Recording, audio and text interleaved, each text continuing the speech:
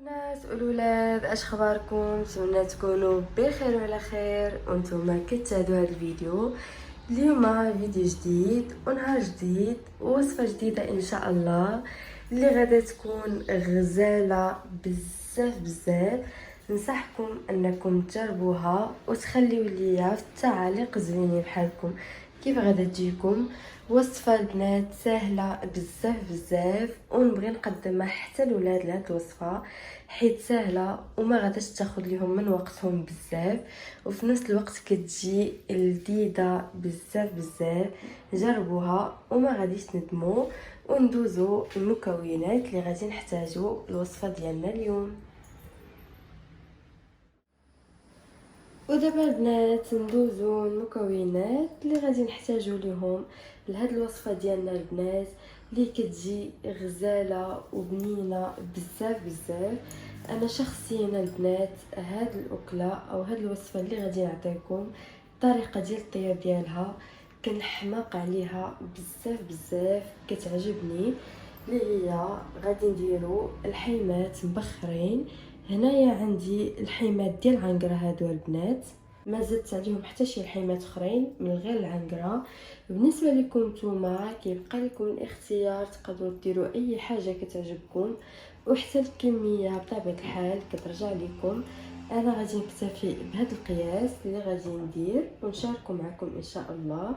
اللي غادي نحتاجو ليه واحد البصيلات اللي منقين هنايا، تقريبا هنايا 4 ديال البصيلات كيف كيبانوا لكم، متوسطين ماشي صغارين بزاف. وبالنسبه للتوابل البنات غادي نحتاجو فقط الكمون والملحه والماء ديالنا، لا غير البنات، ما غنزيدو عليهم حتى شي حاجه اخرى. وبطبيعه الحال البنات الطريقه اللي غادي نعطيكم انا ديالي راه كيجي بها لذيذ بزاف بزاف، وكيبقى كل واحد وشنو كيدير في طريقه التحضير ديال المبخر. كاينين الصراحه بزاف ديال الطرق. كاين اللي كيدير الكسكاس في البرمه وكيحط فيه الحيمات، كاين اللي كدير الكسكاس وسط الكوكوط. كل واحد وشنو كيدير، حتى من التوابل كتبقى مختلفه طريقه على طريقه، كيكون الاختلاف بطبيعه الحال. وانا اليوم بغيت نشارك معكم هاد الطريقه حيت كتجي سهله بزاف بزاف. حنايا البنات ما نحتاجو لا برمه لا كسكاس في الكوكوط لا حتى شي حاجه. غادي نطيب هاد الحيمات ديالنا ديريكت في الكوكوط، وفي نفس الوقت كيجي بنين بزاف بزاف وشارب هذيك المليحه وهاد الكمون وهاد البصيله البنات اللي خاصها تبقى تعلك مزيان مزيان. وكيجينا البنات بحال الا محمر في نفس الوقت كيولي لينا ناشف وهكا معلك بزاف بزاف. ننصحكم انكم تجربوا حيت غادي يعجبكم بزاف بزاف، وخصوصا الاولاد اللي كيكونوا مستقرين بوحدهم. هاد الوصفه راه غادا تعجبهم حيت سهله.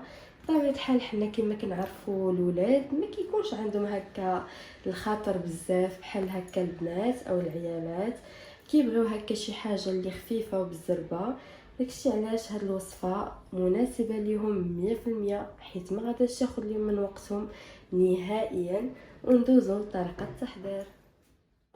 كيف شفتوا معايا غادي نحتاجو الكوكوط اللي غادي نحطو فيها الحيمات ديالنا، وغادي نبداو بالبصيله ديالنا هي الاولى. الصراحه البنات راه الطريقه ديال اللحم مبخر راه اي واحد كيعرف ليها، لا الكبير لا الصغير كيعرفوا لهاد الطريقه. ماشي مشكل الا شاركنا هاد الطريقه مع الولاد والبنات المبتدئين، حيت الطريقه غزاله بزاف بزاف. كيف شفتوا معايا البصله البنات غادي نقسمها غير هكا بحال هكا وبحال هكا، يعني ما تحتاجوا كاع تبقاو تقسموا فيها بزاف اولا هكا تشلضوها.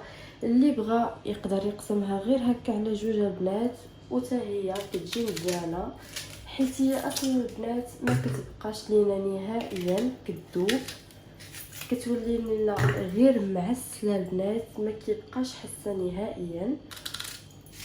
هانتوما يعني هاد الطريقه بنات ديال المبخر راه ما كتاخذش الوقت نهائيا. وهاد الهضره بطبيعه الحال البنات المبتدئين والولاد اما بالنسبه للناس الكبار هكا شويه، هذوك على راسي وعينيا تبارك الله عليهم كيعرفوا حسن من هاد الحويجات. غادي نقرب لكم باش تشوفوا اكثر. كيف شفتوا معايا البنات حطينا البصيله ديالنا اللي كنخليوها غير على هذا الشكل، راه ما كتاخذش لنا الوقت نهائيا باش نبقاو نقسموا فيها او نقطعوها. غادي نزيد عليها هاد الحيمات ديال العنقره. هنايا كيف قلت لكم انا استعملت العنقره، مي نتوما تقدروا ديروا اي الحيمات بغيتو، لكن حتى شي مشكل. بسم الله.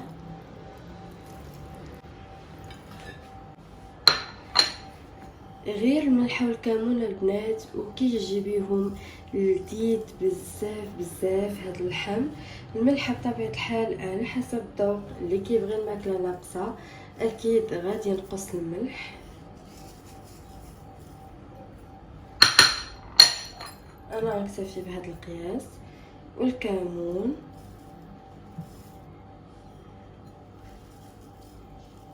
هاد المليحه البنات والكمون راه كيشربهم لينا اللحم مزيان مزيان وكيجي بنين بنين بزاف بزاف.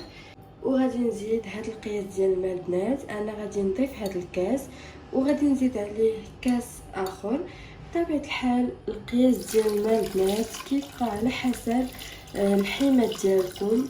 الا كان هكا اللحم شويه كبير راه بطبيعه الحال كيحتاج الماء. كانوا الحيمات هكا صغارين راه غير كاس واحد اولا القياس عينكم ميزانكم اللي غادي يطيب فيه الحيمات ديالكم. انا هنايا ضروري خصني نزيد كاس اخر. هذا الكاس الثاني. وغادي نسدو دابا البنات على الحيمات ديالنا ونشعلوا عليهم البوطه ونخليهم البنات يطيبوا مزيان مزيان حتى نحس باللحم انه طاب وهذيك البصيله ما بقاش كتبان لينا نهائيا. عاد باش ندوزو نوريكم كيفاش غادي نحمروا الحيمات ديالنا باش يجيونا معلكين، وخليكم معايا. دابا البنات من بعد ما طاب لينا اللحم ديالنا، انا هنايا البنات قلبته من الكوكوط لهاد الطنيجره باش يطيب فيها لخاطرو ويتحمر لينا مزيان. وهذيك البصيله حتى هي تعلك لينا مزيان. ويلا بان لكم راه ما بقاتش هذيك البصيله، شوفوا قداش قطعناها في الاول وقداش دابا كتبان، يعني راه غادي نزيدها مازال شويه باش تزيد تذوب لينا وما يبقاش البنات نهائيا الحس ديالها. وهنا يا بنات غادي يبانوا لكم الحيمات بانهم محمرين. انا البنات كان كيسحاب ليا بانني كنسجل اللقطه اللي قلت لكم الحيمات دابا كيفاش غادي نحمروهم وشنو غنديروا ليهم. مي دوماج ما لقيتهمش كيتسجلوا ليا نهائيا. مي ماشي مشكل، غادي نقول لكم باش انا حمرته بالضبط ومازال غادي نزيدو في الصراحه واحد شويه. انا البنات ما حمرتوش في الفران نهائيا، غير ملي حطيته في هاد الطنيجره كنحمروها البنات بهاد الشوايه اللي كتشوفوا. هذه اللي كتكون البنات خاصه بالقطبان كيكون عندها هذوك الحويجات ديالها الاخرين. المهم هذه هي الشوايه باش كنحمر انا. الاغلبيه كنحمروا غير بها البنات، ما كندخلوش الفران، كنحطوها بحال هكا وكنخليو الحيمات ديالنا يتحمروا لينا مزيان مزيان. وهانتوما كيف شفتوا رغم هو البنات غير مبخر، ولكن هانتوما اللويه اللي ولا فيه كيرجع لينا معلك بزاف بزاف.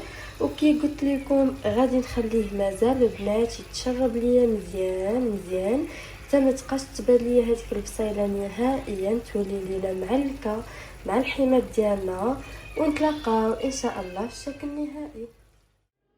البنات هذا هو الشكل النهائي ديالنا لهاد الحيمات اللي مبخرين وفي نفس الوقت كيجيو البنات محمرين وكيجي معلك بزاف بزاف. هانتوما راه ما فيش البنات حس هذيك البصيله اللي كنا قطعناها هكا كبيره، كتبقى لينا غير هذيك البصيله معلكه مع الحيمات اللي كتشوفوا هنايا. اما بالنسبه للحم شوفوا كيف كيرجع، كنحط عليه شويه وكنخليه يبقى يتحمر ليا مزيان في هذيك الطنيجره، حيت البنات المبخر كيبغي هكا يجي محمر وتجي هذيك لاصوص ديالو عاقده وما تبقاش لينا نهائيا البنات تحس هذيك البصيله. تاكدوا بانها تنشف لكم مزيان تبقى لكم غير مع هذوك الحيمات اللي كينزلوا لينا ويتعلق لينا مزيان. راه كيجي البنات غزال في البنه ديالو، وكي شفتوا معايا ما كياخذش لينا حتى الوقت بزاف. اما الا كان عندكم هكا الحيمات ديالكم هكا صغارين شويه، يعني اللحم رطب شويه، راه ما كياخذش الوقت نهائيا.